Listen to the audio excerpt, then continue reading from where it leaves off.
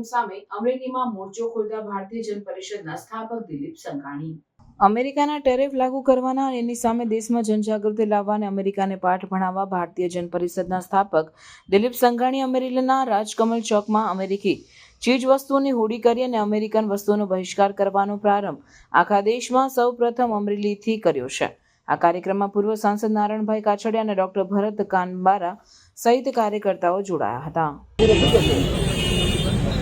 ભારતીય જન પરિષદ ભારત જનતાનો અવાજ અને ભારતીય જનતા જન પરિષદ દ્વારા જ્યારે જનતાને ભારતના હિત વિરુદ્ધ જનતા વિરુદ્ધ કોઈ જગ્યાએ અવાજ ઉઠાવવું પડે ત્યારે અવાજ ઉઠાવવું એ કરે છે. ગઈકાલે મારી સાથે નારાયણભાઈ મારી જિલ્લા ભાજપ પ્રમુખ ડોક્ટર કાનાભાઈ સહિત અનેક આગેવાનો ગયા આ બાબતનો અવાજ ઉઠાવવાનો નિર્ણય કરીને અમેરિકન પ્રોડક્ટનો બહિષ્કાર કરવો છે. બંને અમેરિકન પ્રોડક્ટને જે રીતે આઝાદી વખતે વિદેશી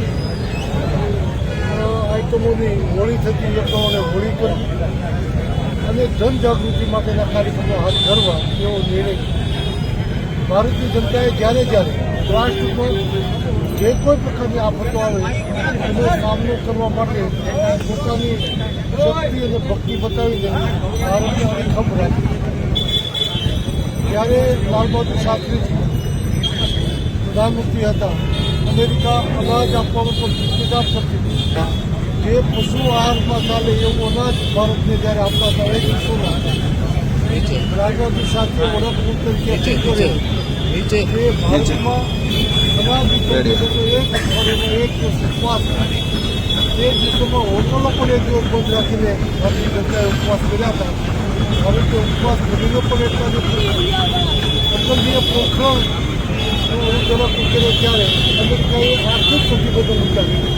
ત્યારે મને બરાબર યાદ છે, ગામડાઓમાંથી કર્મચારી મંડળમાંથી સામાજિક સંસ્થાઓમાંથી આર્થિક ભંડોળ કરીને ભારતની તિજોરીમાં જમા કરાવવા માટે અનેક પોખરો શરૂ થઈ કે ભારત કોઈ જગ્યાએ પાછળ નથી. હવે અમેરિકા ખરેખર ભારત જે રીતે ડિફેન્સમાં સશક્ત બને છે આપણે તો જાણીએ છીએ. ભારતમાં બનાવેલા સંસાધનો દ્વારા અમેરિકન અને ચાઇનાના જે કોટ જવાબ આપનારા તેમના ડિફેન્સના વિમાનોને તોડી પાડી અને વિજય પ્રાપ્ત કર્યો.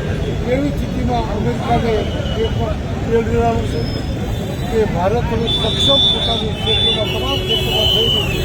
આર્થિક સ્થિતિમાં વિશ્વમાં ત્રીજા નંબર તરફ જઈ રહ્યું છે.